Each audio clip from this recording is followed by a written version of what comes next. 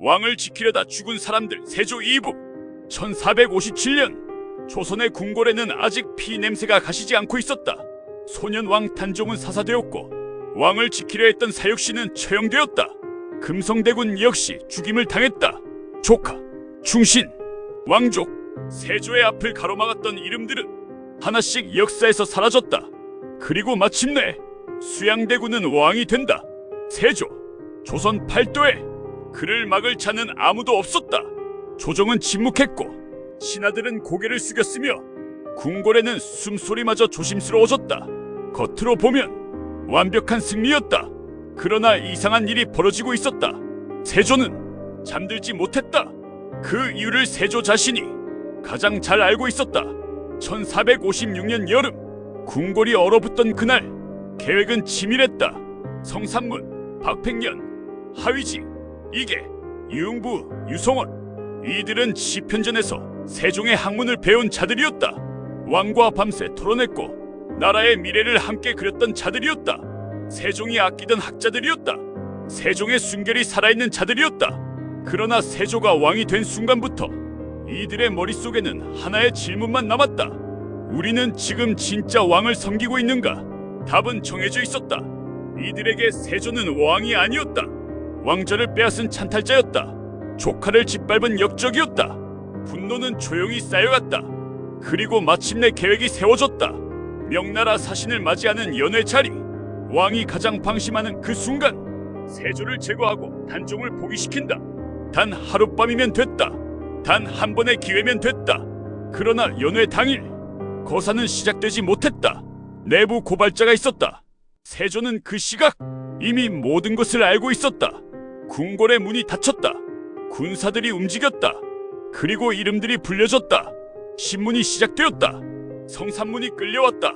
세조는 직접 물었다. 내가 나를 죽이려 했느냐? 성산문은 고개를 들었다. 눈빛이 흔들리지 않았다. 나는 단종 전하의 신하입니다. 당신을 왕으로 인정한 적이 없습니다. 그 말이 끝나기 무섭게 형틀이 시작되었다.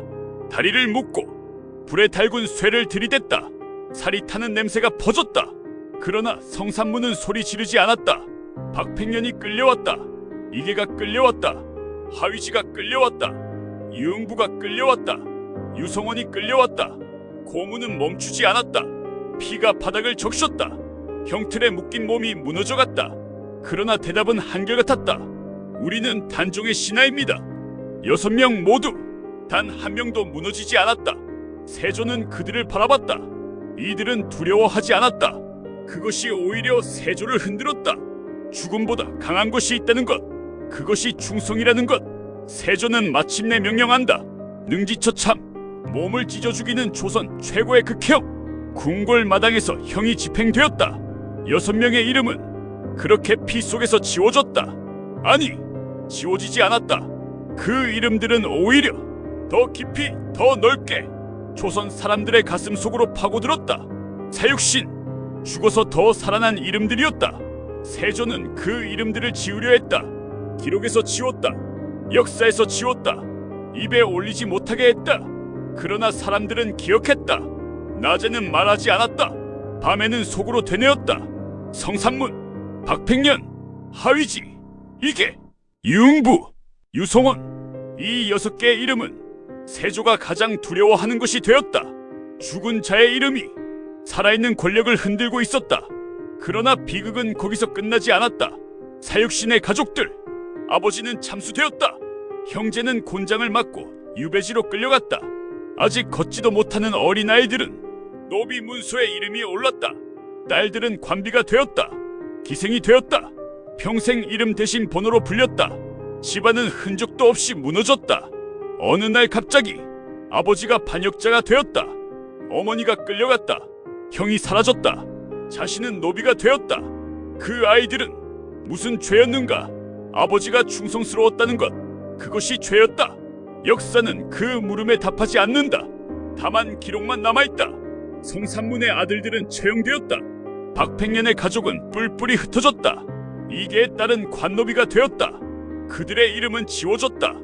그러나 억울함은 지워지지 않았다. 그리고 영월에 한 소년이 있었다. 단종, 그는 이 모든 소식을 들었다. 성산문이 죽었다. 박팽년이 죽었다. 하위지가 죽었다. 이계가 죽었다. 자신을 위해 목숨을 걸었던 사람들이 하나씩 하나씩 사라지고 있었다. 억울했다. 왕이었다. 분명히 왕이었다. 세종의 손자, 문종의 아들, 조선의 정통 혈통. 그러나 지금 그는 강원도 영월 산골 유배지에서 차가운 강바람을 맞고 있었다. 숙부가 왕자를 빼앗았다. 저항하면 죽는다. 소리를 질러도 듣는 자가 없다. 그리고 가장 잔인한 진실이 있었다. 자신이 살아있다는 것 자체가 다른 사람을 죽이고 있었다. 성산문이 처형된 것도 자신 때문이었다. 박팽년의 가족이 무너진 것도 자신 때문이었다. 아직 걷지도 못하는 아이들이 노비가 된 것도 자신이 살아있기 때문이었다. 단종은 16이었다. 분노했다. 울었다. 기도했다. 그리고 아무것도 할 수 없었다. 왕이라는 이름을 가진 자가 이토록 무력할 수 있다는 것, 그것이 가장 잔인한 형벌이었다. 칼도 없었다. 군사도 없었다. 편을 들어줄 신하도 없었다. 세조는 이미 모든 것을 장악하고 있었다. 단종에게 남은 것은 오직 기다림뿐이었다. 그 기다림이 죽음을 기다리는 것임을 단종은 알고 있었다. 영월의 밤은 너무 길었다. 강물 소리만 들렸다. 바람 소리만 들렸다. 찾아오는 신하도 없었다. 위로하는 자도 없었다. 궁궐에서 함께 뛰놀던 날들이 있었다. 아버지 문종이 살아있던 날들이 있었다. 왕으로 불리던 날들이 있었다. 그 모든 것이 꿈처럼 사라졌다. 소년 왕은 혼자였다. 그렇게 넉 달이 흘렀다. 그리고 1457년 10월 왕명이 내려왔다. 사약, 거부하면 더 많은 사람이 죽는다는 것을 그는 이미 알고 있었다. 소년 왕의 이야기는 그렇게 끝났다. 조선의 정통 혈통이 강물 소리와 함께 조용히 사라졌다. 그 이후 궁궐에는 보이지 않는 규칙이 생겼다. 말하지 말 것, 묻지 말 것, 기억하지 말 것. 단종의 이름을 입에 올리면 그날로 끝이었다. 사육신을 추모하면 영모로 다스렸다. 신하 2명이 오래 이야기하면 보고가 올라왔다.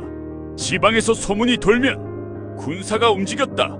누군가의 이름이 2번 거론되면 그 사람의 운명은 끝이었다. 조선은 조용했다. 그러나 그 고요함은 평화가 아니었다. 공포가 만들어낸 침묵이었다. 말을 잃은 나라, 그것이 세조가 만든 조선이었다. 그런데 어느 날부터 세조의 몸이 무너지기 시작한다. 피부가 갈라지고 극심한 통증이 이어졌다. 밤이 와도 잠이 오지 않았다. 의원들은 답을 내놓지 못했다. 그때 세조가 향한 곳이 있었다. 불교였다.